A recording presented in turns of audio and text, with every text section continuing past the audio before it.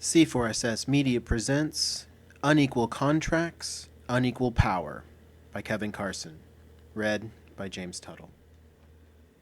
As of January 26, 2013, it's illegal to unlock your cell phone and switch to a different service plan without the permission of your current provider. This comes as the result not of a new law, but of an opinion of the Librarian of Congress, who apparently has the authority to interpret the Digital Millennium Copyright Act. This is just one more example of an old problem. In all areas of our lives, we're subjected to contracts, to which, in legal theory, we're equal parties, but which in fact are boilerplate written for us by institutions on terms dictated by the party with the real bargaining power. Roderick Long's discussion of the phenomenon, how inequality shapes our lives, is worth quoting at length. Suppose you forget to pay your power bill. What happens? Your provider disconnects you, and you'll probably have to pay an extra fee to get services reestablished. You also get a frowny face on your credit report. On the other hand, suppose that, for whatever reason, internet glitches, downed power lines after a storm, or who knows, you suffer a temporary interruption of service from your provider. Do they offer to reimburse you? Hell no. And there's no easy way for you to put a frowny face on their credit report. Now, if you rent your home, take a look at your lease. Did you write it? Of course not. Did you or your landlords write it together? Again, of course not. It was written by your landlord, or by your landlord's lawyer, and is filled with far more stipulations of your obligations to her than of her obligations to you. It may even contain such ominously sweeping language as, leasee agrees to abide by all such additional instructions and regulations as the leaseor may from time to time provide, which, if taken literally, would be not far shy of a slavery contract. If you're late in paying your rent, can the landlord assess a punitive fee? You betcha. By contrast, if she's late in fixing the toilet, can you withhold a portion of the rent? Just try it. Now think about your relationship with your employer. In theory, you and she are free and equal individuals entering into a contract for mutual benefit. In practice, she most likely orders the hours and minutes of your day in exacting detail. The contract is provided by her and is designed to benefit her. She also undertakes to interpret it, and you will find yourself subjected to loads of regulations and directives that you never consented to.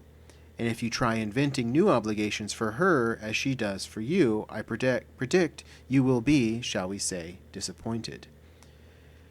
These aren't merely cases of some people having more stuff than you do. They're cases in which some people are systematically empowered to dictate the terms on which other people live, work, and trade.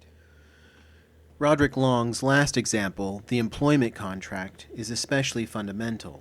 University of Michigan scholar Elizabeth Anderson coined the term contract feudalism to describe this one-sided relationship.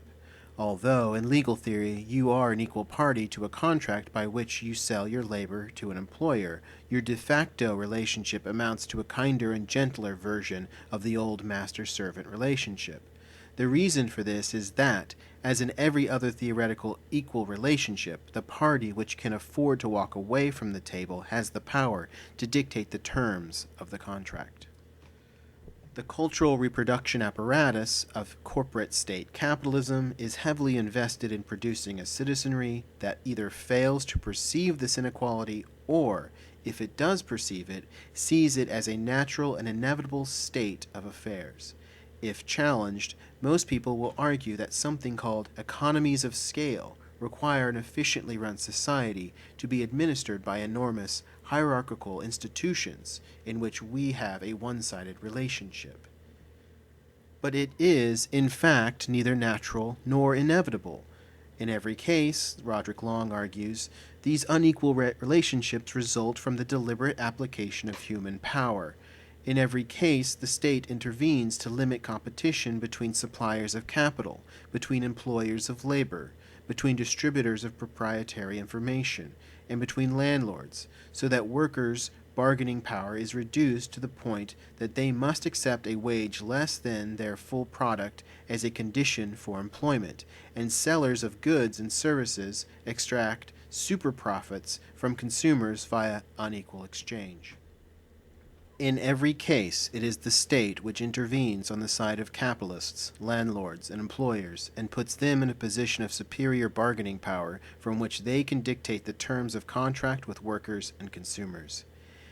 In fact, the very authority by which the state presumes to do these things, the so-called social contract, is itself an example of the same phenomena. Most likely, neither you nor your parents nor any of your ancestors ever explicitly consented to obey the commands of the state. The argument for the so-called social contract is that you and your parents before you consented to obey the state's command, either when you were born or reached the age of reason and continued to live within its borders rather than picking up and leaving. The obvious question is, was the state in a legitimate position of authority to present you with this choice in the first place? If someone walks into your living room and says, "By continuing to reside here, you consent to obey all my commands," do they thereby acquire a legitimate claim to your obedience if you remain?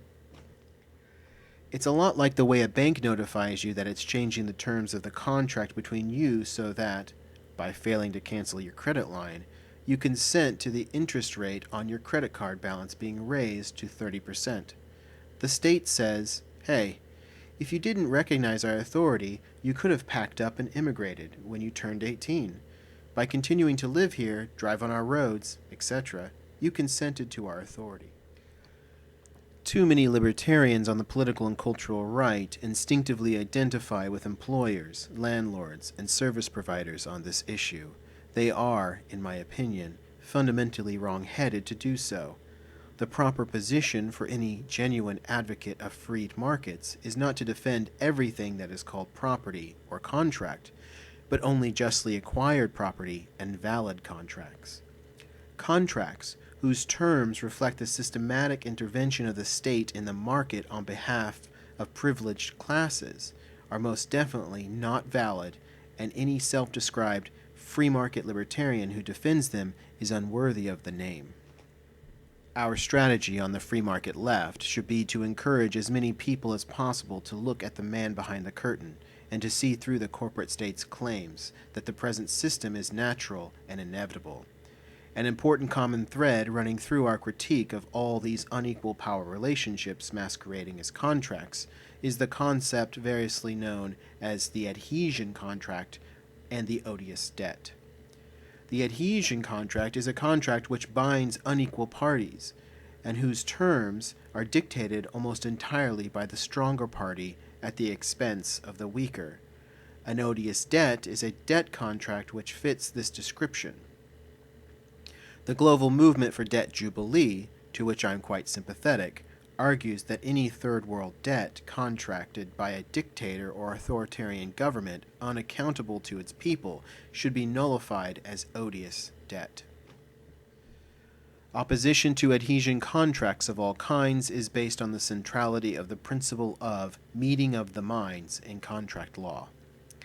How many of the contracts you sign in your daily life, EULAs, shrink wrap or click wrap contracts, credit card agreements, telephone service plans, website terms of service, are dense, lengthy boilerplate written up by the other side's lawyers, which you perfunctorily check off or click without reading?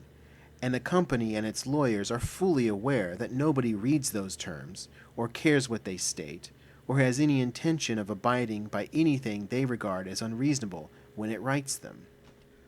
Normally, in contract law, one of the tests for establishing a meeting of the minds is the normal standards, practices, or expectations of a given market.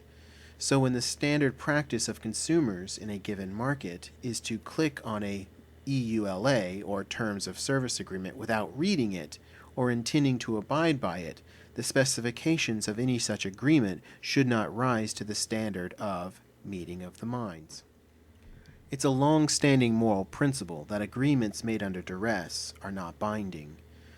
We all need to adopt a far more critical attitude towards the so-called contracts that bind our daily lives, and towards the real authority of the parties that claim our obedience and compliance. And whenever and wherever necessary, we need to say, I never agreed to that.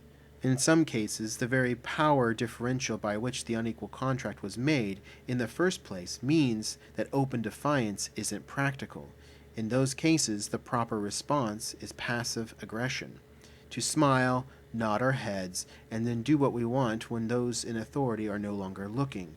This is, for example, a time-honored model of labor resistance on the job, through such forms of direct action as the slowdown, work to rule, good work strike, open mouth, and sick out. The most important thing is to kill off in our own minds both the legitimacy of these agreements and the authorities with whom we made them.